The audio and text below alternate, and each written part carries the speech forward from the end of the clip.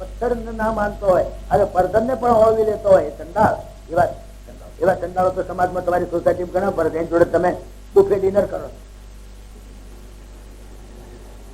કરો છો નહીં? બુફે ડિનર, બુફે નામ છે. અમારે ત્યાં બુફે ડિનર હોય છે અમદાવાદમાં, લગ્ન હોય ને ત્યારે બુફે ડિનર એટલે શું કે પેલા બધા ઉભા ઉભા ખાય, એને બુફે ડિનર કહેવાય. એની મને ખબર નથી, પણ અમારા અમદાવાદમાં એવું છે. લગ્નમાં જઈએ ને તો ઉભો ઉભા બધા ખાય. હા, પેલો કેવું લાગે, પેલી ગામડામાં પેલી ભેંસો ગમણમાં માથા મારી મારી ખાતી હોય ને એવું લાગે. કોઈકની હું કોણી વાગે દાંત જોડાય, કોઈની કોણી વાગે ચાક જોડાય અને ઉભા ઉભા ગામડામાં જોઈ પેલી ભેંસો ગમણમાં માથા મારી મારી ખાતી હોય એવું. એને બુફે ડિનર, બુફે ડિનર કહેવાય, બફેલો ડિનર કહેવાય. મને તે ખબર છે એ ડિનર બફેલો ડિનર. હવે એવા માણસો તમે ખાઓ છો અસ્પૃશ્યતા. અરે શુદ્ધ બેસીને ખાઓ, પાટલા પર બેસીને બ્રહ્માર્પણમ બ્રહ્માઉતમ કરી શુદ્ધ ખાઓ. ખતરનાક ઇન્દ્રિય છો, સ્પર્શેન્દ્રિય ખતરનાક ઇન્દ્રિય છે. અને આખા શરીરમાં વ્યાપ્ત છે, આખા શરીરમાં વ્યાપ્ત. વિકાર વધારે એમ તમે તેને ગમે તેમ ના અડાય. કોઈ પરસ્ત્રી કોઈ પરપુરુષ ને અડે. અત્યારના આપણા કોલેજમાં છોકરાઓ છોડીઓ બધા જાય અને ત્યાં આગળ પેલા અમે તો બધા સમાન માનીએ છીએ. અમારે તો અભેદવાદી, બધા અભેદવાદી કહેવાય. અમારે કોઈ ભેદ જ નહીં. કોઈ સ્ત્રીને અડો, કોઈ પુરુષને અડો નહીં. પોતાની પત્ની સિવાય બીજા કોઈને અડાય જ નહીં. યુ નેવર, નો બડી. કોઈ પુરુષ અગર કોઈ સ્ત્રી પરપુરુષને અગર પરસ્ત્રીને અડાય જ નહીં. બાકી બેન થતી હોય તો નહીં અડે. ખતરનાક. અત્યારે તો સાધુ સંતો બધા આવ્યા હતા. અમારી આ વેવલી વૈષ્ણવ બહેનો છે ને તે બધા સાધુ સંતો પગતંપી કરવા માટે આ નરકમાં જવા ધંધા જવા, આ સીધા નરકમાં જવાના. અમારો ભાઈ તમે જવાના પેલો સાધુ જવાનો, બે જવાના અંકાર જવા. અમારે ત્યાં જોઈએ તો અમદાવાદમાં તો આ વૈષ્ણવ બહેનો, અમારી વેવલી બહેનો એવી હોય છે, મહાત્માના ચરણ સ્પર્શ કરીએ તો મહાત્મા અમને સ્વર્ગ આપે. અરે કશું ના આપે, નરકમાં ભેગા થઈ જશે. કોઈ પણ પરપુરુષને અડાય નહીં, કોઈ પણ પરસ્ત્રીને અડાય નહીં. એમ અસ્પૃશ્યતા એનો અર્થ કર્યો આપણા શાસ્ત્ર. પોતાની પત્ની સિવાય કર્યા. ખુદ વિષ્ણુ ભગવાન આવે તો પણ કોઈ સ્ત્રી એને અડાય નહીં. અને મહાલક્ષ્મી આવે તો પણ કોઈ પુરુષે મહાલક્ષ્મી ચેતેથી પ્રણામ કરવા, જાનકીજી ચેતેથી પ્રણામ કરવા, સીતાજીને અડાય નહીં. ખતરનાક ઇન્દ્રિય. એટલે બધી ઇન્દ્રિય તમે જોયું ને, બીજી બધી ઇન્દ્રિયો તો આટલા ચાર મત છે, પણ આ ઇન્દ્રિય બહુ ખતરનાક. એટલા માટે સ્વામિનારાયણ ભગવાને બહુ સ્ટ્રિક્ટ કાયદા કર્યા. જો કે એમના કાયદા વધારે સ્ટ્રિક્ટ છે સ્વામિનારાયણ સંપ્રદાયમાં. કારણ જાણતા હતા કે આતાનો જે સંતો મહાત્માઓ થઈ ગયા એ દેશ કાળ અને પરિસ્થિતિને અનુરૂપ એવા કાયદા કરે. તે વખતે દેશકાળ પરિસ્થિતિ 200 વર્ષ પહેલા એવી હતી, હડાહડ કર્યું. હવે આની અંદર છોકરા છોકરીઓ કોલેજના જાય ને ફરે ગમે તેમ અને બેસે ને ઉઠે ને આ બધું કરે. આ નરકમાં જવાના ધંધા. અને એની જ દશા બેઠી છે આજે. કે આજે ઇન્ડિયનની છોકરીઓ મુસલમાન તરફ જતી રહે છે અને કંઈક એનું કારણ આ સ્પર્શેન્દ્રિય બહુ ખતરનાક છે. હવે બાકીની ઇન્દ્રિયોની વાત કરું તમે જુઓ કે આપણને જે ઇન્દ્રિયો પરમાત્મા આપી છે, એક કામ કરવા માટે 2 ઇન્દ્રિયો આપી. ક્રિયા એક પણ ઇન્દ્રિયો 2. જોવાની ક્રિયા એક પણ આંખો 2 આપી. કેમ એક આંખ તો ના ચાલે? ચાલે ચાલે, ઘણા એક આંખ ના ચાલે. પણ જો ક્રિયા એક પણ આંખો 2. ઊંઘવાની ક્રિયા એક પણ નાક 2. સાંભળવાની ક્રિયા એક પણ કોણ 2. તો એક કોણ જ ના ચાલે. ક્રિયા એક અને ઇન્દ્રિયો 2 આપી પરમાત્મા. પણ 2 ઇન્દ્રિયો એવી છે કે જે ઇન્દ્રિય એક અને કામ 2 કરે. બોલો કઈ ઇન્દ્રિયો? એક રસના ઇન્દ્રિય અને કા ઉપર. આ પાણી તત્વના તત્વગુણથી રસના ઇન્દ્રિય પેદા થઈ અને પાણી તત્વના રજોગુણથી ઉપસ્થિત. આ 2 ખતરનાક ઇન્દ્રિયો, ખતરનાક ઇન્દ્રિયો. કારણ કે ઇન્દ્રિય જીભ એક કામ 2 કરે. ચાખે ખરી અને બોલે ખરી, 2 ક્રિયા કરે. એ તો ઉપસ્થિત ઇન્દ્રિય હિસાબ ત્યાગ પણ કરે અને જન્યેન્દ્રિય તરીકે પણ કામ કરે. એટલે આ 2 ઇન્દ્રિયો બહુ ખતરનાક. અને આખી દુનિયામાં જેટલા યુદ્ધ થયા છે અત્યાર સુધીમાં એમ 80% યુદ્ધ આ બેને લીધે થયા. આ બે ઇન્દ્રિયો ખતરનાક. આ મારી એક આ જીભ લૂલી એને કે તમારે પુનિત મારા લૂલી, કારણ એમાં હાડકું નથી. આ બે ઇન્દ્રિયો એવી છે કે જેમાં હાડકું નથી, તો કેટલાને હાડકા ભગાવે છે. ખતરનાક ઇન્દ્રિયો છે આ બે. હો, આ તમને કહું, કેટલા હાડકા ભગાયા છે, કેટલા યુદ્ધ થયા આ દુનિયાની અંદર, જેટલા થયા છે એ બેને લીધે થયા. આ જીભ એટલી ખતરનાક ઇન્દ્રિય છે. જો આ જીભ કાબુમાં આવી જાય ને તો આ દુનિયામાં 80% હોટલો બંધ થઈ જાય, 80% રેસ્ટોરન્ટો બંધ થઈ જાય, 80% હોસ્પિટલો ખાટલા ઉભા થઈ જાય, અને 80% ડાક્ટરોના પાટિયા હેઠળ ઉતરી જાય, 80% બેકાર થઈ જાય ડાક્ટરો.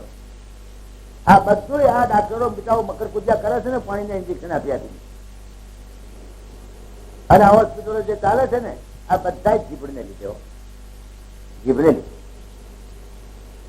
અને 80% હોસ્પિટલો ચાલે છે, 80% ડાક્ટરો મકર કુદિયા કરે છે, બેટાઓ લેર કરે છે, અને 80% આ પૂરી પકોડી ગોઠિયા ચટણી ને બધું તમે જુઓ તો આ તમે કેવા ઉભા ઉભા ગોળા ગધાડે બાપા. અમારે ત્યાં કહું છું એની મને ખબર નથી. હવે અમદાવાદમાં કોંકરિયા ઉપર અમે રહીએ છીએ. કોંકરિયા રોજની 10,000 રૂપિયાની પકોડી ખાય રોજની.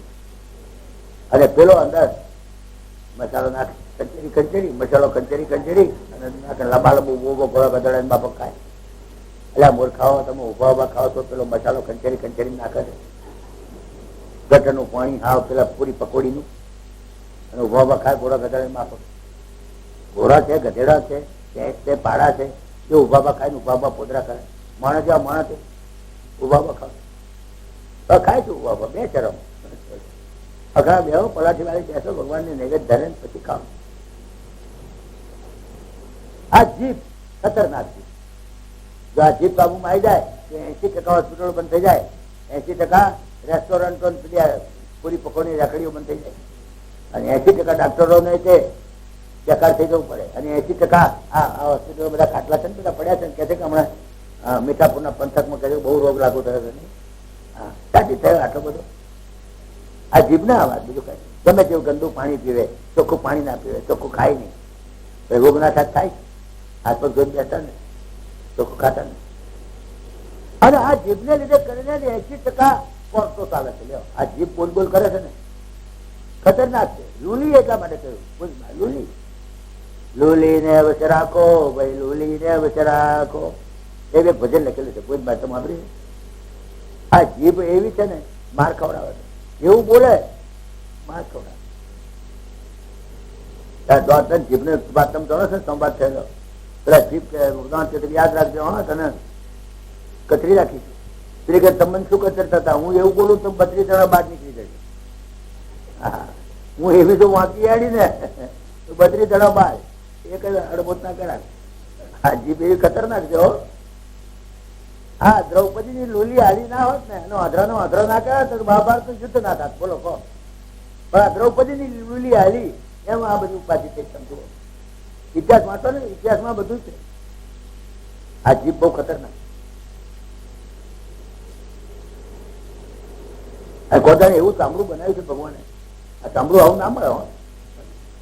આ ચામડું એવું બનાવ્યું છે, આ 75 વર્ષમાં કેટલા ડબ્બા ઘી ખાઈ ગઈ તો હજુ આ જીભ નીકળી નથી થતી. બોલો, બળતણ ની બળતણ. 75 વર્ષમાં કેટલા ડબ્બા ઘી ખાતો હોય છે. મને મેં ઘડ્યું નહીં જાત વાત કરું, પણ છતાંય ચામડું એવી જાતું બાર બધું ચીકણું જ નથી થતું. નહીં તો ગમે તેવું બૂટનું ચામડું હોય તો તેલ પડે તો અડે તો ચીકણું થઈ જાય. નહીં, ત્યારે આ જીભ નીકળી નથી થતી. આવું ચામડું મળે નહીં.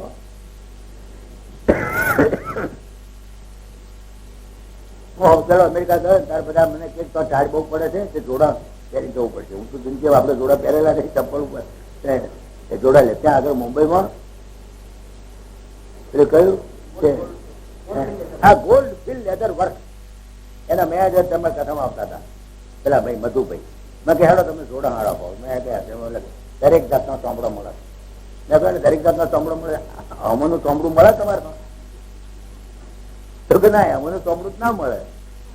તમે વેપારી માણસ છો, તમે ક્યાંકથી મગાવો, અમેરિકાથી મગાવો. અમેરિકા મોટા મોટા સાયન્ટિસ્ટો છે, એક ચંદ્ર લોકો સુધી જાય એવા, તો ત્યાંથી મગાવો ને ચોમડું.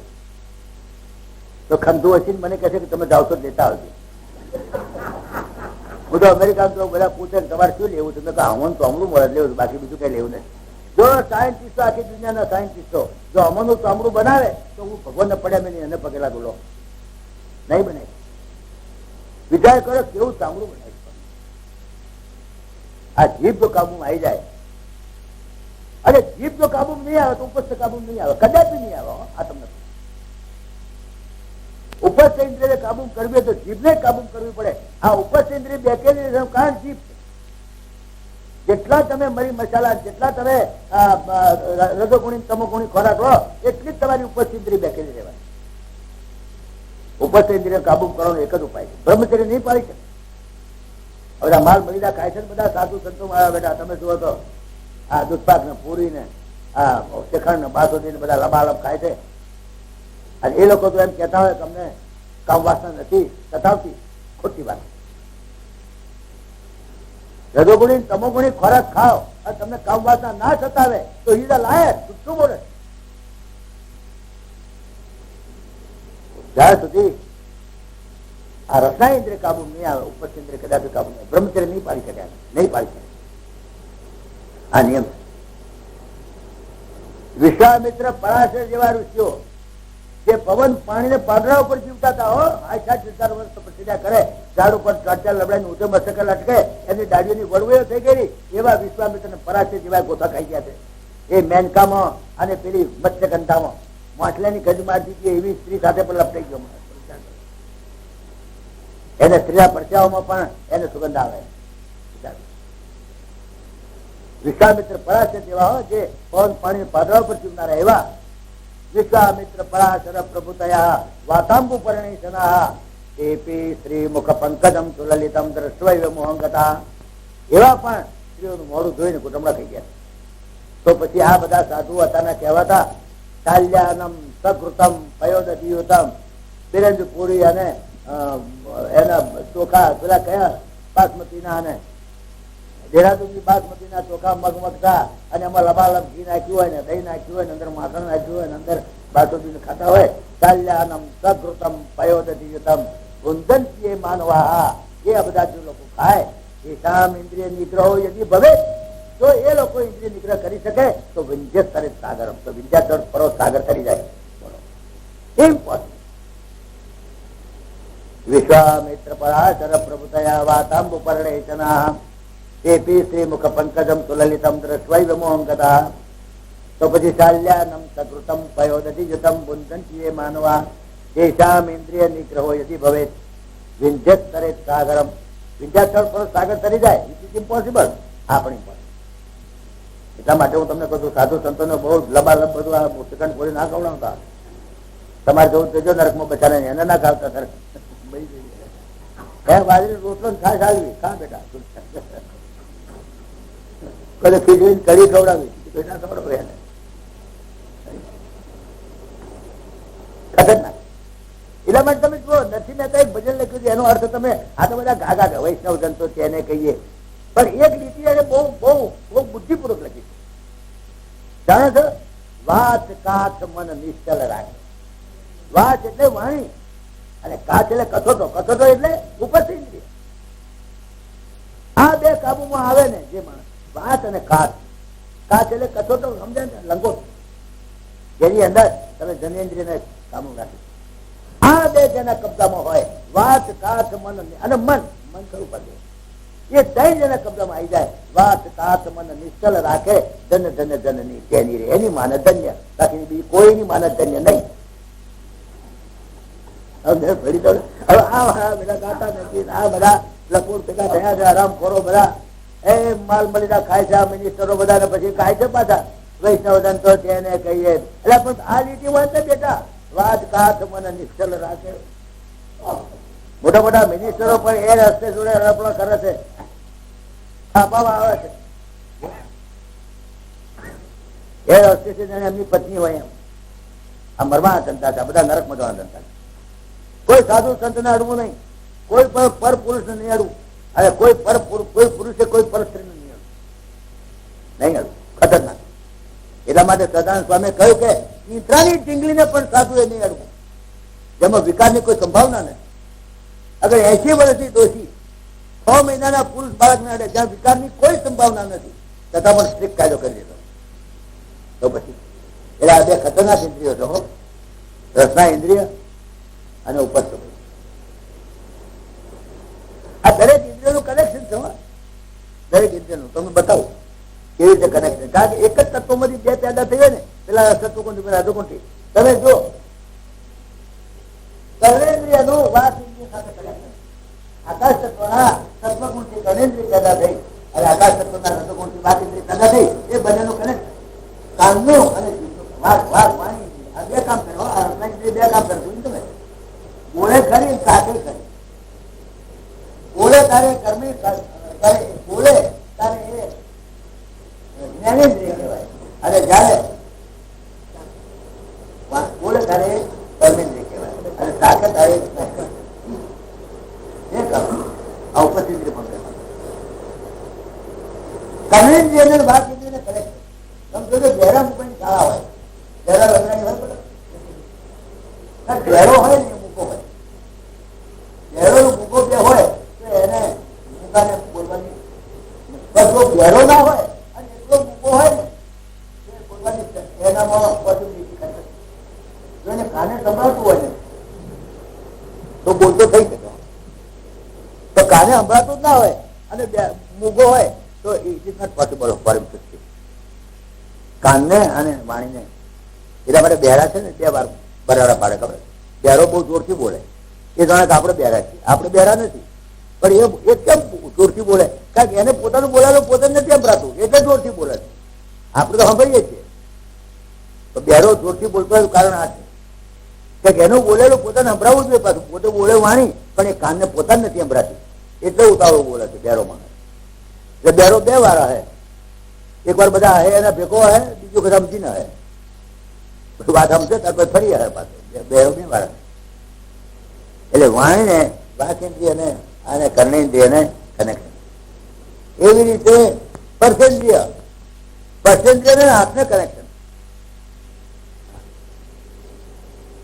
સ્પર્શેન્દ્રિય આખા શરીરમાં બધે આ હાથ છે તે સ્પર્શેન્દ્રિયનું રક્ષણ કરે. હાથ તમે હું તો તમારી જોડે વાત કરું છું, પ્રવચન કરું છું, મારું ધ્યાન તો પ્રવચન કરવા છે. બધો મંકોડો ચડે ને તો પેલો હાથ આમ કરી ફેંકી, મંકોડા આમ કરી ફેંકી દે.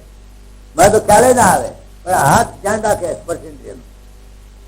હું તો વાત કરતે કરતે પ્રવચન કરતો પણ વલુરી લઉં. જરાક વલુર આવે ને તો પેલો હાથ વલુરી લે. આખા શરીરમાં બધે હાથ પડે.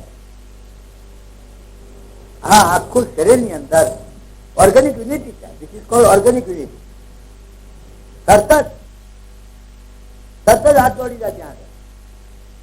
આ હાથ તમારા શરીરના કોઈ પણ અંગને સ્પર્શ કરે તો પણ એને વિકાર ના. તમારા ગુહ્ય ભાગને, તમારો હાથ તમારા ગુહ્ય ભાગને અડે તો પણ તમને વિકાર પેદા નહીં. સ્પર્શેન્દ્રિયમાં વિકાર પેદા નહીં થાય કારણ તમારી સ્પર્શેન્દ્રિય હાથ. તો તમારા શરીરના ગુહ્ય ભાગને પણ એ આ 2 હાથ એને ધ્યાન રાખે. એટલે કનેક્શન સ્પર્શેન્દ્રિયનું અને હાથનું કનેક્શન. જરા વડોરા તેને કેવું ના પડે. જરા કઈ ખાઈ ખણી તરત જ મંકોડો ચડે, કીડી ચડે, ખબર ના પડે, એને ખબર પડી જાય તરત જ. જરાક સળગતું પાણી આવ્યું તો ઊંઘી જાય, પાણી તરત રેલો આવે તરત ઉભા થઈ જાય તરત જ પેલું આખું ખસેડી લે. હળગતું આવે તો આખું ખસેડી લે. હા, એની સ્પર્શેન્દ્રિયની કાળજી રાખે. પછી તે જ તત્વ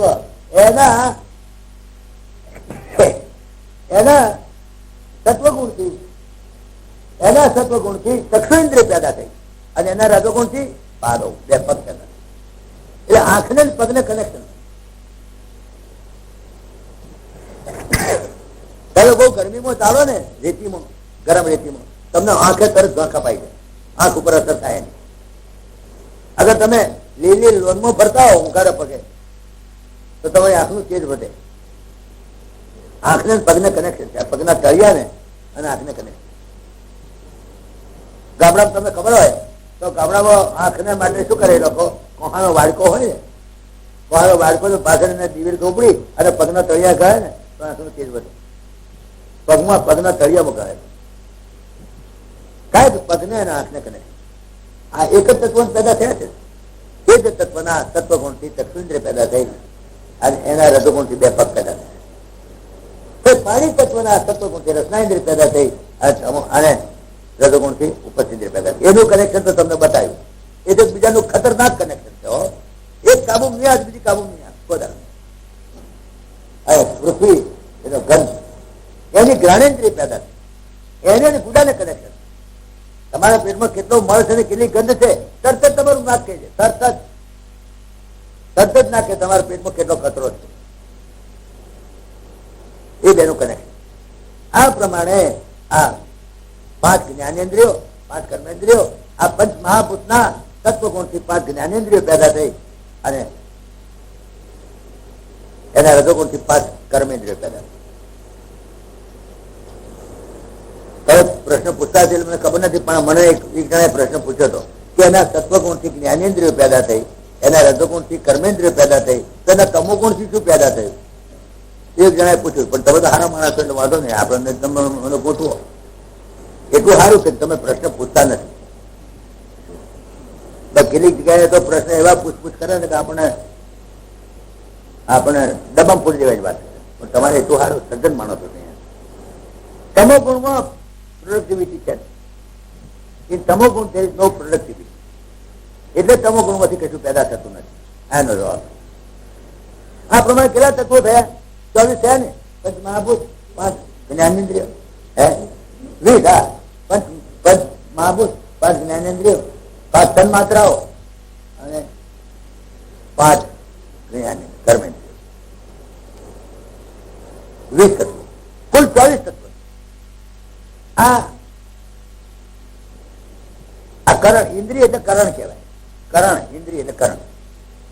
એ બધા 4 અંતઃકરણ છે. અંદરની ઇન્દ્રિયો છે 4. એને આપણે જોઈએ 24 તત્વો. 24 અનાત્મ તત્વો જળ તત્વો. 24 અનાત્મ તત્વો. એમાં 20 ની વાત કરી. હવે 4 ની વાત કરવાની નહીં. That is very important. કારણ કે આ ઇન્દ્રિયોનું ફંક્શન એક્ઝિક્યુટિવ ફંક્શન છે. જયારે એડમિનિસ્ટ્રેટિવ ફંક્શન તો બધું અંતઃકરણનું છે. એમાં પાછા કેટલાક ઓફિસર એક્ઝિક્યુટિવ ફંક્શન હોય તો કેટલાક બહુ ઓફિસમાં જ કામ કરતા હોય. તો એ 4 તત્વો અંતઃકરણ એને હું તમને સમજાવું. હવે આ કાઢી નાખું મોડે થઈ ગયું તમને બસ ના એટલું કાઢી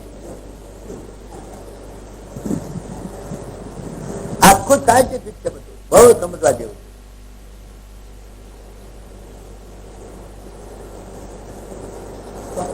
ના હું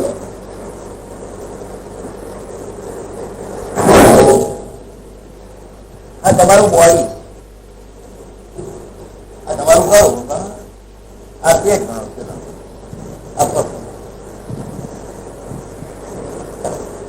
આ તમારું બોડી બરાબર. જો હું મને ડ્રાઈવ બરાબર ના પાડું હું કાયમ ડ્રાઈવમાં નફા કરું એટલે ડ્રાઈવ આપણું સારું.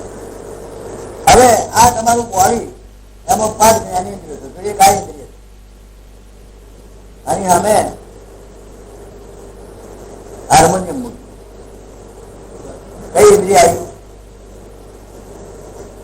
કર્મેન્દ્રિય અને અમે ગુલાબ મૂકી કઈ ઇન્દ્રિય આવી આપણે 5 ગણો છે આની આગળ બોલો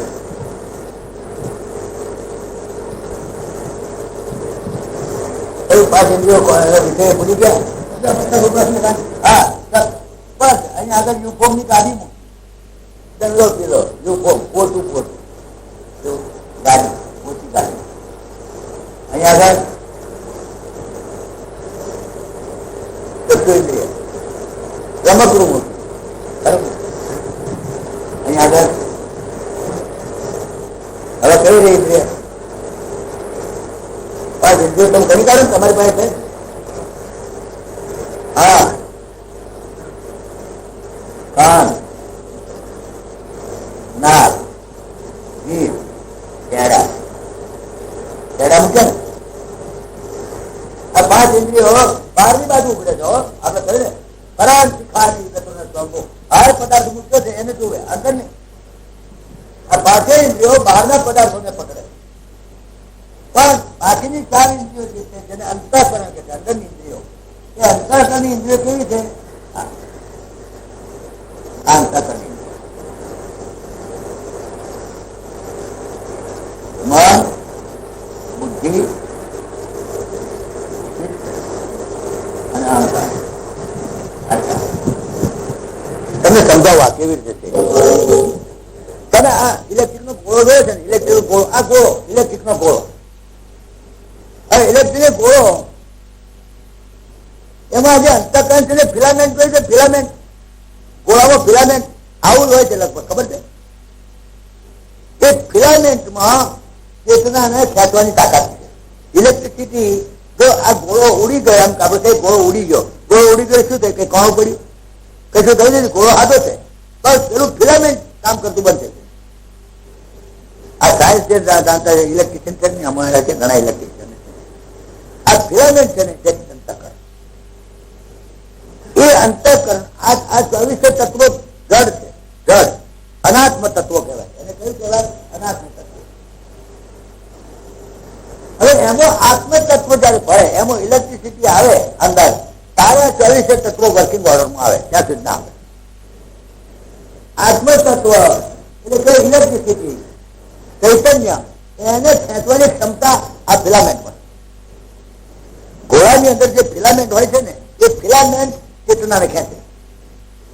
એટલે with reference two body it is જડ, બટ વિથ રેફરન્સ ટુ આત્મા ઇટ ઇઝ ચેતન. અંતઃકરણ ચેતન પણ છે, જડ પણ છે. આમ તો જડ જ છે, અનાત્મ તત્વ. 20 તત્વો તો જડ જ છે, પણ આ 24 તત્વો પછી 20 તત્વો જડ છે, તો બાકીના જે 24 તત્વો મન, બુદ્ધિ, ચિત્ત અને અહંકાર, એ ચાર એ અંતઃકરણ એટલે અંદરની ઇન્દ્રિયો કુલ 24માં એ જે ચાર જે અંતઃકરણ છે એ ઉભયપદી છે. ઉભયપદી એટલે શું? કે એ ચેતન પણ છે, જડ પણ છે. વિથ રેફરન્સ ટુ ચૈતન્ય, વિથ રેફરન્સ ટુ એનર્જી, આત્મતત્વના રેફરન્સમાં જુઓ તો એ ચેતન. પણ શરીરના વિથ રેફરન્સ ટુ બોડી જડ, એ ઉભયપદી કહેવાય. ઉભયપદી બંને. આ 24 અનાત્મ તત્વો. આ 24 ના છે ને, આજે ચાર અંતઃકરણ ચતુષ્ટય કહેવાય. અંતઃકરણ ચતુષ્ટય. અંતઃકરણ ચતુષ્ટય એટલે શું? મન, બુદ્ધિ, ચિત્ત અને અહંકાર. આમ તો એક જ, ચાર નથી, ફંક્શન જુદા. એને ચાર નામ આપ્યા.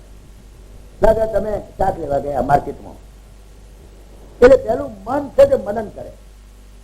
આ અંતઃકરણ જયારે પદાર્થનું મનન કરે, આ રીંગણા છે, આ બટાકા છે, આ કારેલા છે, આ ગિલોડા, કે ભાઈ આ બટાકા લઉં કે કારેલા લઉં, તો મન મનન કરે એની ઉપર. ના બટાકા કરતા ગિલોડા સારા, પણ ગિલોડા કરતા ભીંડા સારા. મન એ પદાર્થનું મનન કરે. જયારે અંતઃકરણ પદાર્થનું મનન કરે ત્યારે એને મન કહેવાય. પછી પદાર્થનું ચિંતન કરે કે મારી પાસે પૈસા કેટલા છે, શું ભાવ છે, મને આ પોહાય કે આ પોહાય, આ મને નડે કે આ મને નડે, આ મને ફાયદાકારક કે આ ફાયદાકારક, એ ચિત્ત એનું ચિંતન કરે. પછી બુદ્ધિ નિર્ણય કરે. એ અંતઃકરણ જયારે નિર્ણય કરે ત્યારે એ અંતઃકરણ બુદ્ધિ કહેવાય. એ અંતઃકરણ પદાર્થનું મનન કરે ત્યારે એને મન કહેવાય. એ અંતઃકરણ જયારે પદાર્થનું ચિંતન કરે ઊંડા ઉતરીને ત્યારે એને ચિંતન કહેવાય. અને એ અંતઃકરણ જયારે પછી નિર્ણય કરે કે નહીં ગિલોડા નથી લેવા, આપણે બટાકા જ લેવા છે, હવે બટાકા નથી લેવા, ગિલોડા જ લેવા છે, બુદ્ધિ નિર્ણય કરે. અને અહંકાર, મેં બટાકા લીધા, મેં ગિલોડા ના લીધા, એ અહંકાર. એટલે આ અંતઃકરણ ચાર ફંક્શન કરે. એ જયારે પદાર્થનું મનન કરે ત્યારે એને જ મન કહેવાય. એ જયારે પદાર્થનું ચિંતન કરે ત્યારે એને જ ચિત્ત કહેવાય. એ પદાર્થનો જયારે નિર્ણય કરે ત્યારે એને જ બુદ્ધિ કહેવાય. અને એ પદાર્થનું કરતાપણાનો અહંકાર કરે ત્યારે એને અહંકાર કહેવાય. એટલે એક જ અંતઃકરણ ચાર ફંક્શન કરે. એટલે ચાર નામ આપણે જુદા જુદા આપ્યા, બાકી ઇટ ઇઝ ઓનલી વન. એટલા માટે અંતઃકરણ ચતુષ્ટય કહેવાય. સમજ્યા? બાકી આમ તો ચાર, પણ એ એટલી ઝડપથી કરે. એક સેકન્ડ હમા ભાગની અંદર મન મનન કરી નાખે, ચિત્ત ચિંતન કરી નાખે, બુદ્ધિ નિર્ણય કરે અને અહંકાર થેલીમાં બટાકા લઈને હેરતો થઈ જાય. એટલે ખબર ના પડે કે મને મનન ક્યારે કર્યું, ચિત્તે ચિંતન ક્યારે કર્યું, બુદ્ધિએ નિર્ણય ક્યારે કર્યો અને અહંકાર ક્યારે આ શાસ્ત્ર માર્કેટને પૈસા આપીને બહાર નીકળી ગયો.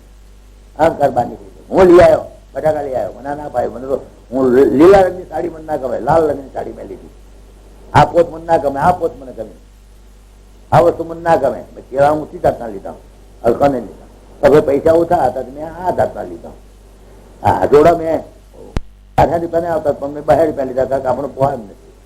આ જોડા હારા, આ જોડા નથી.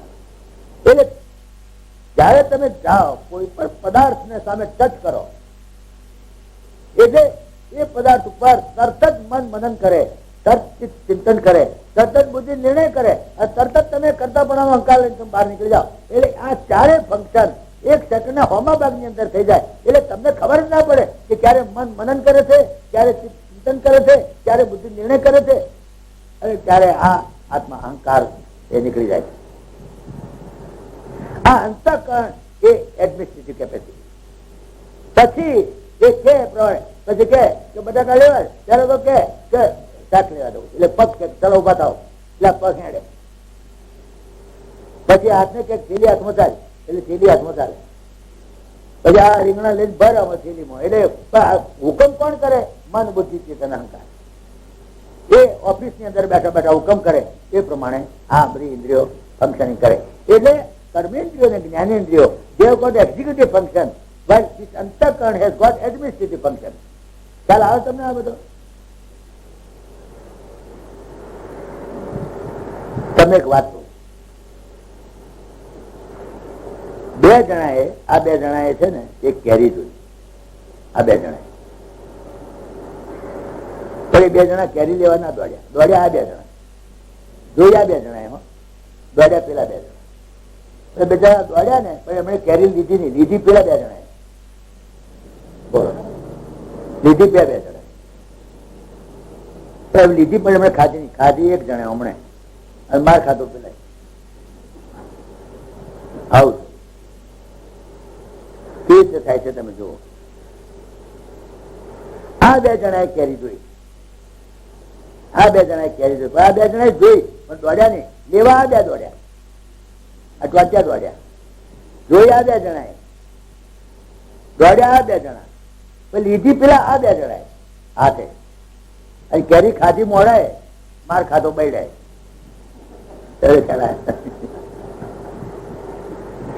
આ દોડે જ આ બધા, પણ માર ખાય જીવાતમાં. માર કોણ ખાય છે? જીવાતમાં. ઇન્દ્રિય એનું ફંક્શનિંગ કરે પણ માર કોણ ખાય છે? જન્મ મરણના ચક્કરમાં પડે કોણ? જીવાતમાં. આ બધું તોફાન આમનું, પણ એનું રિસ્પોન્સિબિલિટી, એનું રિપોર્ટેશન, એની ઇફેક્ટ આત્મા ઉપર, જીવાત્મા ઉપર. આમ તો ચૈતન્ય છે.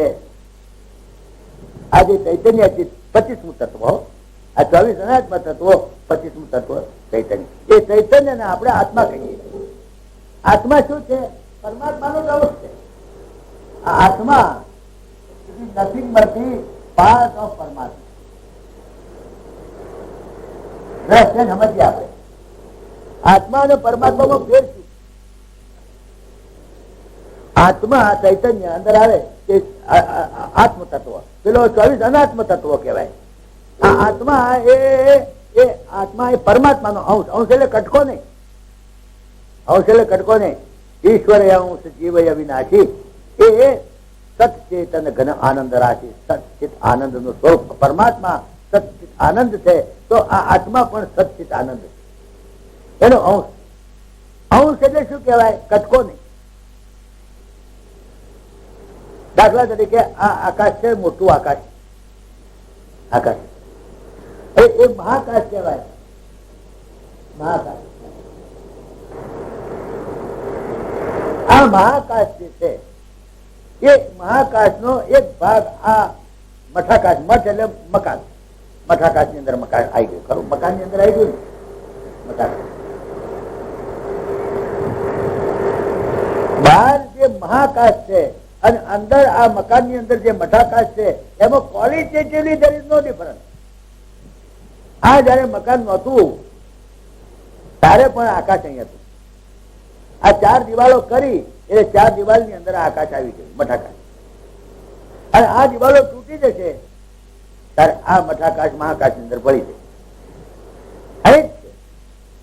પણ કટકો થયો લાગે આપણને, મહાકાશમાંથી કટકો થયો લાગે. હવે આ મકાનમાં પાછા એક ઘડો મૂકેલો છે, એને ઘટાકાશ. ઘડાની અંદર પણ આકાશ છે. ઘડાની અંદર જે આકાશ છે એ ઘડો કર્યા પછી કે કુંભારે અંદર આકાશ રેડ્યું નથી. એ ઘડો નહોતો તારે પણ આકાશ હતો. ઘડો ફૂટી જાય તારે પણ આકાશ તો કે મઠાકાશની અંદર મળી જાય, અને મકાન તૂટી જાય તો મઠાકાશ મહાકાશની અંદર મળી જાય. એટલે મહાકાશ, મઠાકાશ અને ઘટાકાશ એ ત્રણેયમાં ક્વોલિટેટિવલી there is no difference, but quantitatively there is a vast difference. ખ્યાલ આવે છે? ક્વોલિટીમાં જુઓ તો બધું આકાશ એક જ છે. પેલું આકાશ છે, એ જ આકાશ છે, એ જ ગરમ આકાશ.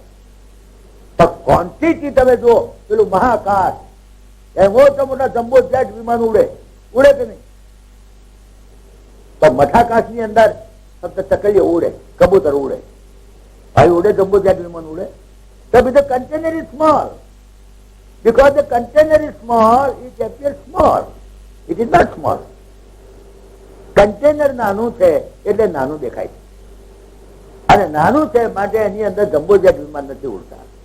એની અંદર માત્ર કબૂતર ઉડે, ચકલીઓ ઉડે.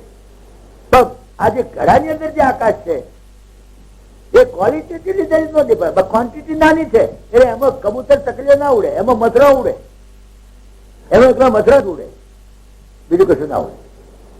એટલે ક્વોલિટેટિવલી જોવો તો આત્મા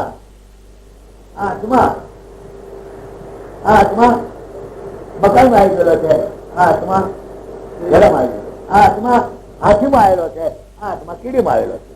તો બંને ક્વોલિટેટિવ તો મહાકાશ જ છે, મહાકાશનો જ ભાગ છે.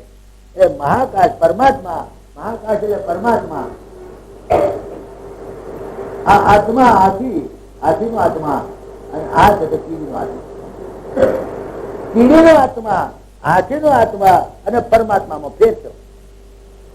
ક્વોલિટેટિવલી there is no difference. ખ્યાલ આવે છે? But quantitatively, because the container is small, કારણ કે કન્ટેનર નાનું છે એટલે તમને નાનો દેખાય, કીડીનો આત્મા નાનો દેખાય, પણ કીડીનો આત્મા 100%. હાથીમાં આત્મા જેટલો તાકાત વાળો છે એટલો જ આત્મા તાકાત વાળો કીડીમાં પણ કીડી નાની દેખાય છે. એટલે કીડી એક ચોખાનો દાણો ફક્ત ઉચકીને લઈ જઈ શકે છે, જયારે હાથી 5 લાડવા ખાઈ શકે. હવે પરમાત્મા એ તો અનંત કોટી બ્રહ્માંડ ઉત્પત્તિ સ્થિતિ લઈ કરે છે. એટલે પરમાત્માના આત્માનો ફેર કેટલો હવે કહી શકો કોઈ? પરમાત્માના આત્મામાં ક્વોલિટેટિવલી there is no difference, but quantitatively there is a vast difference. હવે ખ્યાલ આવ્યો તમને? કોઈ શંકા તો મને કહેજો.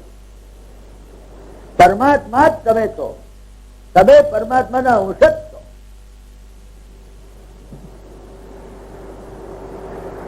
પરમાત્માના જ અંશ. પરમાત્મામાં તમારામાં કોઈ ફેર નથી.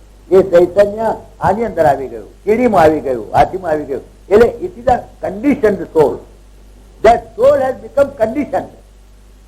એટલે આપણે આત્મા છીએ પણ કેવા આત્મા? Condition soul. પેલો વ્યાપક, આ condition soul. We are condition soul. કીડીમાં હોય, હાથીમાં હોય, કે તમારામાં હોય, કે માછલીમાં હોય, કે મગરમાં હોય, કે ચકલી, પોપટ, મોરમાં હોય, કે ભેંસ પાડામાં, જે આ આત્મા is condition soul in a particular body. કોઈ એક બોડી ની અંદર કન્ડિશન સોલ થઈ ગયો, બાકી છે તો પરમાત્મા જ. એટલે પરમાત્માના આત્મામાં કોઈ ડિફરન્સ નથી. તમે પરમાત્માના જ અંશ છો. અંશ એટલે કટકો નહીં, જેમ ઘડાના કટકા નહીં. જેમ કાલે આપણે વાત કરીએ ને, આઈ એમ અનડિવિઝિબલ, અવિભક્તમ ચ ભૂતેષુ વિભક્તમ ઇવ તસ્થિતમ. હું અવિભક્ત હોવા છતાં હું બધામાં વિભક્ત થયેલો દેખાઉં છું. આકાશ કહે છે કે હું અવિભક્ત છું, મારા કઈ કટકા થાય નહીં, પણ જુદા જુદા ઘડાવની અંદર હું કટકા થયેલો દેખાઉં છું. અવિભક્તમ ચ ભૂતેષુ વિભક્તમ eve તસ્થિતમ. Even though I am undivisible, I appear to have been divided among so many entities and objects. ખ્યાલ આવે છે? આ જરા અઘરો વિષય છે, પણ અઘરો નથી બહુ. જો તમે ટ્રાય કરો સમજવા તો તમને ખબર પડે તમે પોતે જ પરમાત્મા. જીવો બ્રહ્મ ના પરા. તમે બ્રહ્મ, બ્રહ્મ એટલે પરમાત્મા. તમે પરમાત્માના જ અંશ છો, પણ તમે કન્ડિશન સોલ બની ગયા, આત્મા. હવે આત્મા જ છો તમે, પણ જીવાત્મા કેમ કહેવાવ છો તમે? આત્મામાં જીવાત્મામાં શું ફેર એ આપણે જોઈએ. આવે ચાલુ તો પરમાત્મા અને આત્મામાં શું ફેર એ તો જોયું તમે. પરમાત્મામાં આત્મામાં શું ફેર એ તો આપણે જોયું. ક્વોલિટેટિવલી there is no difference, quantitatively there is no difference. હવે આત્મામાં અને જીવાત્મામાં શું ફેર એ આપણે જોઈ લઈએ જોડે જોડે. આ બધા શબ્દો છે ને, એક વખત તમે સમજી જાઓ અને તમારા મગજમાં બેસી જાય, ફરી તમે કઈ ભૂતાવ નહીં. પછી તમે વેદાંતની કથા સાંભળવા જાઓ ને તો બોમ્બાસ્ટિક બધા મહાત્માઓ બોલે તો સમજણ ના પડે. આત્મા, પરમાત્મા, જીવાત્મા, કટાકાશ ને મટાકાશ ને મહાકાશ ને કઈ સમજણ ના પડે. બધું હવામાં હેરું જાય એમને. તો તમારી અંદર આત્મા છે કે જીવાત્મા? પરમાત્મા ને આત્માનો ફેર તો તમે સમજી ગયા. પરમાત્માનો જ અંશ આત્મા તમારી અંદર છે. અને જે ક્વોલિટી પરમાત્માની છે, સત, ચિત અને આનંદ, એ જ ક્વોલિટી તમારી. પરમાત્મા જેવી રીતે અજન્મા છે એવી રીતે તમે અજન્મા છો. પરમાત્મા જેવી રીતે અવિનાશી છે એવા તમે અવિનાશી. પરમાત્મા ઇઝ ઓલ્સો જેવી રીતે અવિનાશી, અજન્મા, અચિંત્ય એવા તમે. Your self, you are original, eternal, ઇમોર્ટલ, real self. You are original, eternal, immortal, real self. બસ એટલે તમે આત્મા કન્ડિશન. પણ આત્માને જીવાત્મા કેમ કે છે એ આપણે કહું. તમારી અંદર જે આત્મા છે જીવાત્મા છે. આત્મા અને જીવાત્મા બે નથી, એક જ છે. આત્મા અને જીવાત્મા બે વ્યક્તિ નથી, એક જ. કેવી રીતે હું સમજાવું કે મગનભાઈ છે, આ મગનભાઈ, મગનભાઈ આવો, મગનભાઈ આયા, જો આયા, મગનભાઈ આયા ને. અને મગનભાઈ દારૂ પીના દારૂડિયો આવ્યો. તો મગનભાઈ અને દારૂડિયો બે વ્યક્તિ છે.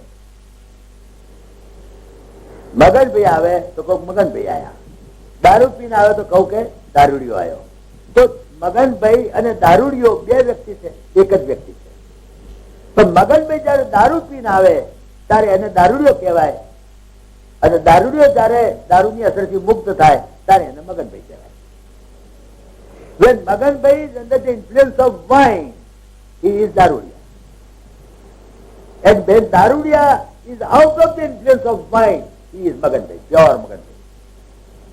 મગનભાઈ જયારે દારૂની અસર નીચે હોય ત્યારે એને દારૂડિયો કહેવાય, અને દારૂડિયો જયારે દારૂની અસરથી મુક્ત થાય ત્યારે એને મગનભાઈ કહેવાય. તો મગનભાઈ દારૂડિયો બે વસ્તુ છે. મગનભાઈ જયારે દારૂની અસર નીચે હોય, મગનભાઈ પ્લસ દારૂ ઇઝ ઇક્વલ ટુ દારૂ. એ દારૂડિયો માઇનસ દારૂ, દારૂની અસર ઇઝ પ્યોર મગનભાઈ. આ ઓલ્જિબ્રિક ઇક્વેશન. ઓલ્જિબ્રિક ઇક્વેશન. મગનભાઈ દારૂની અસર નીચે હોય ત્યારે દારૂડિયો કહેવાય, અને દારૂડિયો જયારે દારૂની અસરથી મુક્ત થાય ત્યારે પ્યોર મગનભાઈ કહેવાય. એવી રીતે આત્મા જયારે વાસનાની થી ઘેરાય ત્યારે એને જીવાત્મા કહેવાય, અને જીવાત્મા જયારે વાસનાથી મુક્ત થાય ત્યારે પ્યોર આત્મા. આત્મા પ્લસ વાસના ઇઝ ઇક્વલ ટુ બોલો જીવાત્મા. આત્મા પ્લસ વાસના ઇઝ ઇક્વલ ટુ જીવાત્મા. જીવાત્મા માઇનસ વાસના ઇઝ ઇક્વલ ટુ પ્યોર આત્મા. તમે આત્મા છો કે જીવાત્મા? જ્યાં સુધી તમને વાસના છે ઇન્દ્રિયો અને ઇન્દ્રિયોના વિષયોમાં, સ્ત્રી પુત્રાદિકમાં, બંગલામાં, પૈસામાં, ભૌતિક સુખોમાં, ઇન્દ્રિયજન્ય સુખોની અંદર જ્યાં સુધી તમે વાસનામાં છો ત્યાં સુધી તમે જીવાત્મા છો. અને તમારી તમામ વાસનાથી તમે મુક્ત થઈ જાઓ ત્યારે યુ આર પ્યોર આત્મા, એન્ડ આત્મા is nothing but the part and parcel of પરમાત્મા. ઘેર બે છે. એટલે હવે તમે કહો તમે જીવાત્મા છો કે આત્મા?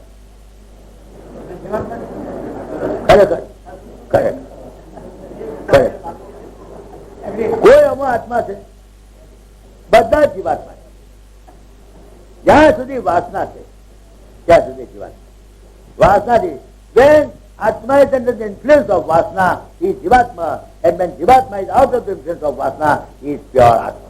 And Atma is nothing but the pure Paramatma in a conditioned form, in a conditioned soul, in a conditioned soul. આ વાતને સમજાવવા માટે જરા છે મારે દાખલા આવવા પડે, પણ આ વાત તમે ગેરીમાં બેસી જાય ને એ એટલા માટે ગોસ્વામીજીએ કહ્યું ઈશ્વરય સજીવય વિનાશી. આ જીવાત્મા એ પણ જેમ પરમાત્મા અવિનાશી છે, પરમાત્મા અજન્મા છે, એવી રીતે તમે પણ અજન્મા છો, તમારો જન્મ નથી. But because you have come in a body, you have become conditioned. Body કેમ મળ્યું? વાસના લીધે. વાસના ઈશ્વરય સજીવય વિનાશી ચેતન અમલ સાધ સુખ રાશી પર સો માયા બસ ભયો ગુસાઈ. એ માયાને વશ થઈ ગયા, માયાને બસ. સો માયા બસ ભયો ગુસાઈ બજો કીર મરકટ કી નાઈ. પછી એ પોપટ અગર તો વાંદરામાં પોપટ, તમે જાણો પોપટ, પોપટ ને વાસના છે. પોપટ ને શેની વાસના છે? મરતો જંફળ એને ખાવાનું. એની વીકનેસ જાણી ગયા. આ પોપટ ને પકડવો કેવી રીતે? કાગડા કોઈ ના પકડે, પણ પોપટ ને કેમ પકડવું? પોપટ એમ તો પકડાય નહીં, એમ તો ગગન વિહારી છે, સ્વતંત્ર છે. હે, તમે પણ સ્વતંત્ર છો, તો વાસના છે પેલા જંફળ ખાવાની, મરચા ખાવાની, પૂરી પકોડી, ગાંઠા, ચટણી, ઢોસા, ઇડલી. હે, એટલે એ પોપટ ની વીકનેસ જાણી ગયા. એટલે લોકો શું કરે? પોપટ ને પકડો શું કરે? બે લાકડી લબડાવવા અને આગળ બધા જમફળ ને બધું મૂકે. તો પોપટ આવે આવે પોપટ આવી લાકડી ઉપર બેસે. જેવો લાકડી ઉપર બેસે એટલે લાકડી આ ઊંધી થઈ જાય એના વજન. લાકડી આ ઊંધી થઈ ગઈ એટલે પોપટ ના ચાંચા ઉપર બાજી રહે અને પોપટ પછી ઊંધે મસ્તકે હચકા ખાય. હવે પોપટ ને પેકી ગયું મગજમાં કે આ લાકડી મને ચાલે, આ લાકડી મને ચાલે. હવે લાકડી જડ છે, તું ચેતન છે. જડ વસ્તુ ચેતન ના પકડી શકે, પકડી શકે પણ છતાંય તે આ જડ લાકડી આ પોપટ ચૈતન્ય પકડે. હવે પોપટ ને ખુદ શંકરાચાર્ય સમજાવે, અરે મૂકી દે મૂકી દે, તું ચેતન છું, આ લાકડી જડ છે, આ લાકડી તને નથી ચાલ્યો, તું ખોટો ચાલી બેઠો છું, તું ઉડી જા, તું છોડી દે, તું ઉડી જઈશ. તને પરમાત્માએ પાંખો આપી છે, તું સ્વતંત્ર છું, તું ગગન વિહારી છું. શંકરાચાર્ય ખુદ આઈને સમજાવે તો પણ આ પોપટલાલ ને સમજણ નથી પડતી. અને પોપટલાલ બાજી રહ્યા છે લાકડી. કદાચ હું પડી જઉં તો, કદાચ મારું માથું ફૂટી જાય તો, આ બહેરા છોકરાને છોડી દઉં તો, આ બંગલો મારો જતો રહેતો, આ મારા પૈસા જતા રહેતો. હવે બધું જડ છે, એ જડ આ વસ્તુને આ પોપટલાલ ચોટી પડ્યા છે. જડ કદાચ ચેતન ને પકડી શકાય જ નહીં, પણ છતાંય પકડી ગયો છે. અને એ જે પકડ છે, એ જે misunderstanding of mind, that is called માયા. હવે ખ્યાલ આવ્યો? માયા means misunderstanding in that sense. પેલી માયા જુદી હોય, એ તો જગતની ઉત્પત્તિ સ્થિતિ લય કરે છે, પરમાત્માની ચિત્ત શક્તિ, એને પણ માયા કહેવાય, આને પણ માયા કહેવાય, પણ આ માયાને અવિદ્યા કહેવાય. આ માયાનું બીજું નામ અવિદ્યા. અવિદ્યા does not mean intellectual ignorance, but it is spiritual blindness. આધ્યાત્મિક અંધાપો એ પણ માયાનું સ્વરૂપ. એટલે એ માયા માર ખવડાવે છે, પેલી નહીં. પરમાત્માની ચિત્ત શક્તિ, મહાલક્ષ્મી, મહાકાળી, મહાસરસ્વતી, એ માયા એ તો જગતની ઉત્પત્તિ કરે છે, માં છે. પણ આ માયા, માયા એટલે શું? માયા ક્યાંથી આવી? પેલા ભાઈ કહેતા હતા, પોપટ ને પૂછો. આ પોપટલાલ ને પૂછો, પોપટલાલ માયા ક્યાંથી આવી? માયા આવી વાસનામાંથી. જંફળ ખાવા છે, મરચા ખાવા છે, લબાલબ ચિસ્કારા મારતે મારતે તો પછી એટલે હવે જડ લાકડીએ આ ચેતન પોપટલાલ પકડ્યા છે. હવે પોપટલાલ ઘરે સમજાવે, ખુદ શંકરાચાર્ય સમજાવે, હે મોરારી બાપુ આઈને સમજાવે, રમેશ ઓઝાઈને સમજાવે, ડોંગરે મહારાજ સમજાવે, પણ આ પોપટલાલ બેઠા છે તો લઈ સમજે, બહાર નીકળ્યા એટલે પાછો મરચા ખાવા માંડી પડે. બહાર નીકળતા હાથે સીધા ઘેર કહીને જ આવ્યા છે, બટાકા વાળા કરી રાખજો.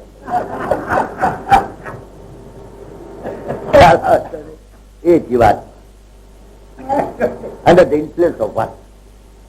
तो माया बस भयो गुसाई बजो कीर मरकट की नाई। मरकट मरकट वादरो बुढ़िया તમે જાઓ બુડિયા અરે કોઈ દાડે જાઓ મથુરા બાજુ ગોકુળ બાજુ તમે જાઓ બુડિયા લાલ મોઢામાં એવા જોરદાર મારે તમને હો મારે એકચુઅલી એવા જોરદાર ભાઈ બુડિયાની રીતને જાણી ગયા એ શું કરે ને પકડવા હારું એ પકડવા હારું આંકડા મોઢાનું પેલું મૂકે પેલું હા ઘોડો આંકડા મોઢા અંદર સફરજન બધું હોય પછી આ મરકટલાલ આવે આવે એટલે પછી અંદર બે એક હાથે ગાલે તો સારું પણ આ તો બધી બે હાથ ગાલીને બધું લેવું છે અર્જન મહેતા માફક ચારે કોળાથી ઉહેડવું છે એને બધું બે હાથે બધું ખાવું છે એક હાથ ગાલીને તો સફરજન લેતો તો નીકળે પણ બે હાથ ગાલે અને બે હાથે સફરજન પકડે અને પછી નીકળે નહીં હાથ નીકળે નહીં એટલે મને માટલાએ પકડે મને માટલાએ પકડે એટલે માટલું જડ છે તું ચેતન તું બળાદમી તું મૂકી દે એની હાથે હું કરીને ઉડી જઈશ આ આખા ગામની અગાશો તારા બાપની છે કુદી મત ગમે તમે પણ નહીં ખુદ શંકરાચાર્ય સમજાવે તો નહીં ગમે જેવા સંત મહાત્મા સાધુ આખી જિંદગી તમે કથામાં જાઓ અને આખી જિંદગી મંગળાનો રાજભોગના દર્શન કરો ને તમારા જોડા તળિયા ગાઈ જાય ને હે તો પણ પતો નહીં લાગે કારણ કે જડ વસ્તુને ઝાલી બેઠો દેટ ઇઝ મિસઅન્ડરસ્ટેન્ડિંગ તો માયા બચવાયો પકડાઈ ગયા બરકટલાલ પછી પેલો આવે આ પટ્ટો પહેરાય છે પટ્ટો પહેરાય છે પછી પછી લઈ જાય અને પછી રતન્યો આ બધા રતન્યા પછી બધા થઈ ગયા તળાવો કરતો હોય તળાવો કરતો હોય રતન્યા રતન્યા રતન્યા તારી બૈરી તને કોડતી નથી માર એટલે રતન્યો મારે તમે જોયું છે નાટક બોલો મદારી રતન્યા માર તારી બૈરી તને કોડતી રતન્યો લાકડી મારવા પછી એની બૈરી રીહીન જતી રહે પાછી રતન્યો રોવા બે પાછું એટલે પાછું પેલો કે ભાઈ તું જા બૈરી ચીડી આવે પાછું રતન્યો જાય પછી બૈરી આવે ના પાડે એટલે ફરી પાછો રોતો રોતો આવે કે મને નથી આ બૈરી નથી એમને એમ આવતી છે હાડી આપવી પડે પેલું ચેતરું હોય ને આવું ચાલે લે જાય ચેતરું હોય બીજું હોય આ બધા ચેતરો જ પહેરે આ બધા શું પહેરે તારા બધી રતન્યાની બહુ બધી ચેતરો જ પહેરતી હોય છે પણ લાગે કે ફોરેન નો કપડો પહેરીએ ત્યાં રતન્યો પછી સાડી લઈને જાય એટલે પેલી પછી આવે પછી બધાને સલામ કરે રતન્યો થઈ ગયો જે આખે ગમે ત્યાં સ્વતંત્ર રીતે ફરનારો આમ આ વાંદરો એ આજ બિચારો રતન્યો થઈ ગયો તમે અમે રતન્યા થઈ ગયા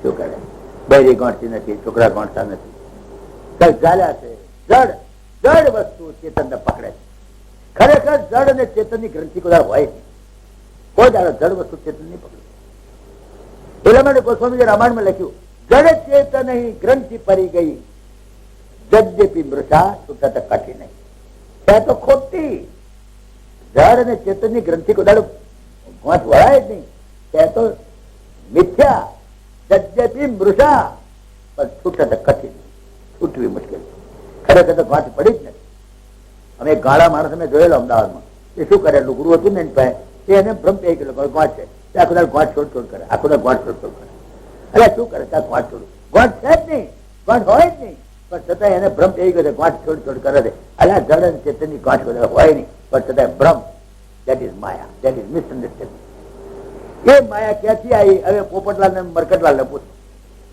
ક્યાંથી આવી દેટ ઇઝ મિસઅન્ડરસ્ટેન્ડિંગ એ વાસના વાસના જ્યાં સુધી છે ત્યાં જ માયા તમને પટકી મારે બાકી વાસના જ્યાં નથી ને માયા નામ ના લઈ શકે માયા એને હરતી નથી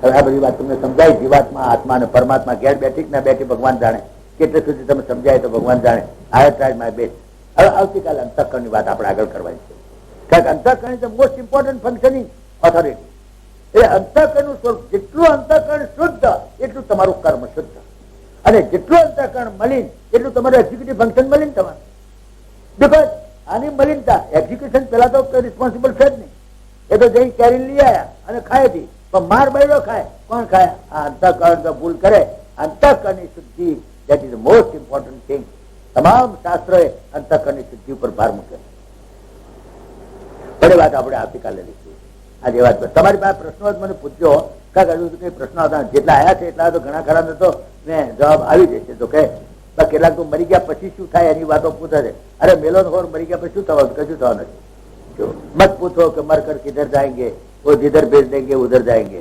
અત્યારે શું કરવું એની વાત કરો તો ભલા આદમી જીવતા શીખો. જેમ જીવતા આવડશે ને મરતા આવડશે, જીવતા નહીં આવડે મરતા નહીં આવડે, કચ્યા કચી મરશે. એટલે એ વાતો તો આપણે લેવાના છીએ, પ્રશ્નો તો લઈશું જ, પણ ઘણા ખરા પ્રશ્નો આ તમે આટલું સમજાઈ જાય ને મગજમાં એક ક્લેરિટી ઓફ થોટ આવી જાય તમારા મગજમાં, તો પછી વાંધો નહીં આવે. એટલે આવતીકાલે આપણે આગળ લઈશું. સર્વેત્ર સુખિના સંતુ, સર્વે સંતુ નિરામયા, સર્વે ભદ્રાણી પશ્યંતુ, મા કશ્ચિત દુઃખમ આપનુયાત. ઓમ શાંતિ શાંતિ. સચ્ચિદાનંદ રૂપાય વિશ્વોત્પત્યાદિ હેતવે તાપત્રય વિનાશાય શ્રી કૃષ્ણાય વયમ નમઃ. વસુદેવ સુતં દેવં કંસચાણૂરમર્દનમ દેવકી પરમાનંદમ કૃષ્ણં વંદે જગદ્ગુરું, કૃષ્ણં વંદે જગદ્ગુરું. ગઈકાલે આપણે જોઈ ગયા છે 24 અનાત્મ તત્વો. એ 24 અનાત્મ તત્વો જડ છે, જડ પ્રકૃતિના બાય પ્રોડક્ટ. પંચ મહાભૂત, 5 જ્ઞાનેન્દ્રિયો, 5 કર્મેન્દ્રિયો, 5 તન માત્રાઓ, આપણે 20 તો થઈ ગયા ને. 5 મહાભૂત, 5 જ્ઞાનેન્દ્રિયો, 5 કર્મેન્દ્રિયો, 5 તન માત્રાઓ. આ 20 થયા. બાકીના જે 4 છે એને અંતઃકરણ ચતુર્થ છે. આમ તો એક જ કહેવાય, આમ તો એક જ કહેવાય, પણ ફંક્શન 4 એટલે આપણે 4 બધા 20 ને 21 તત્વ ગણાવે છે, કેટલાક 24 તત્વ ગણાવે છે, પણ બધું એક જ છે. અંતઃકરણના 4 ભાગ ફંક્શન ના હિસાબે.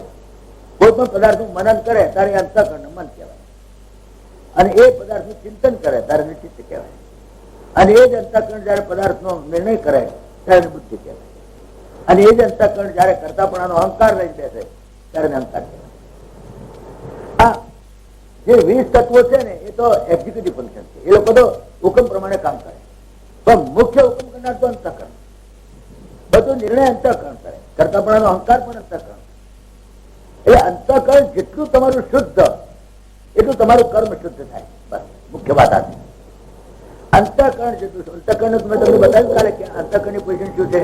કાલે જોયું આપણે તમારું આજે શરીર આજે તો ધારો કે ઇલેક્ટ્રિકનો ગોળો, તો ઇલેક્ટ્રિકના ગોળાની અંદર આ 5 તાણ છે. અહીંયા આગળ મૂક્યું છે, અહીંયા આગળ જ્ઞાન મૂક્યા છે, રસના ઇન્દ્રિય, અહીંયા આગળ ચંદ્રભાઈ ગોળા મૂક્યું છે સુગંધી માટે, અહીંયા આગળ ચંદ્રે યુફોમની ગાદી મૂકી છે કુંવાળું, અને 5મું કયું કહો બોલો. જ્ઞાનેન્દ્રિયો 5. આંખ આવી ગઈ નથી આવી, અહીંયા અંદર સુંદર રૂપ, સુંદર રમક. આંખ કાન નાક જીભ બધા 5. હવે આ જે અંતઃકરણ જે છે ને તે અહીં છે. આ જેમ ગોળામાં જેમ ફિલામેન્ટ હોય ને એવું ફિલામેન્ટ તમે જોયું છે ને આવું હોય. એમાં અહીં મન અને બુદ્ધિ, અહીં ચિત્ત, અને વચમાં અહીં અહંકાર. આ અંતઃકરણ જે છે ને એ આમ તો 24 અનાત્મ તત્વો કહેવાય, જડ. પણ છતાં અંતઃકરણમાં એક ક્ષમતા છે કે જે ચૈતન્યને અંદર ખેંચે. ઇલેક્ટ્રિસિટીને અંદર કોણ ખેંચે? પેલું ફિલામેન્ટ. ફિલામેન્ટ તો વર્કિંગ ઓર્ડરમાં ના હોય, ફિલામેન્ટ ઉડી જાય તો આપણે કઈ ગોળો ઉડી ગયો. હવે ગોળો કઈ ઉડી નથી ગયો, ગોળો કઈ કાણું નથી પડ્યું. પણ 5 રૂપિયાનો ગોળો હોય તો કોઈ 2 અનાય ના હાલે, પછી ખલાસ થઈ ગયું. ગોળો કઈ કાણું નથી પડ્યું, પણ ફિલામેન્ટ ખલાસ થઈ ગયું. અંતઃકરણ જો ના હોય, અગર અંતઃકરણ જો કામ ન કરતું હોય તો ચેતનાને અંદર દાખલ ન કરે. જયારે ચિત્ત શરીર છોડીને જાય ત્યારે શું થાય છે? અંતઃકરણ અને સૂક્ષ્મ ઇન્દ્રિયો સાથે. એ અંતઃકરણ જ્યાં સુધી જેટલું શુદ્ધ એટલું તમારું એક્શન શુદ્ધ થાય. હાથને તો કઈ નુકસાન નથી, હાથ તો લાફો મારે વંદન પણ કરે અંતઃકરણ કહે પ્રમાણે. પગને કઈ એ નથી તો મંદિરમાં જાય, દારૂના પીઠામાં જાય. અંતઃકરણ જેટલું શુદ્ધ એટલું તમારા બધી કર્મેન્દ્રિયો જ્ઞાનેન્દ્રિયો તમારી વર્કિંગ ઓર્ડરમાં આવે. એટલે તમામ શાસ્ત્રોનો સાર, ગીતા ગણો, રામાયણ ગણો, ભાગવત ગણો, આગળ તો બાઇબલ ગણો કે કુરાન શરીફ ગણો, તમામ ધર્મોના તમામ ધર્મશાસ્ત્રો એ બધા વધારે ભાર દીધો હોય તો અંતઃકરણની શુદ્ધિ માટે. અંતઃકરણ શુદ્ધ હોય તો તમારું કર્મ શુદ્ધ. અને જયારે પણ તમને આત્મસાક્ષાત્કાર થશે, જયારે પણ તમને તમારું સ્વરૂપ દેખાશે, ત્યારે તમને અંતઃકરણમાં જ એનું રિફ્લેક્શન પડવાનું, બીજું નહીં. આમ તો આખા શરીરમાં છે, ચૈતન્ય તો આખા શરીરમાં છે, પણ એનું રિફ્લેક્શન ક્યાં પડે? અંતઃકરણ. જેમ સૂર્યનો પ્રકાશ તો વધે છે, પણ વધારે ક્યાં પડે? દર્પણમાં. દર્પણમાં એનું વિશેષ કરીને પ્રભાવ પડે. અને દર્પણ એટલે કે ચોદો પડે હામો ભેટ ઉપર, ખરું? જેટલું દર્પણ તમારું શુદ્ધ એટલું તમને શુદ્ધ દેખાય.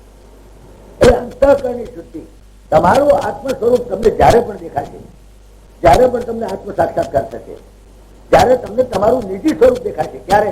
અંતઃકરણમાં. પછી ક્યારે દેખાય?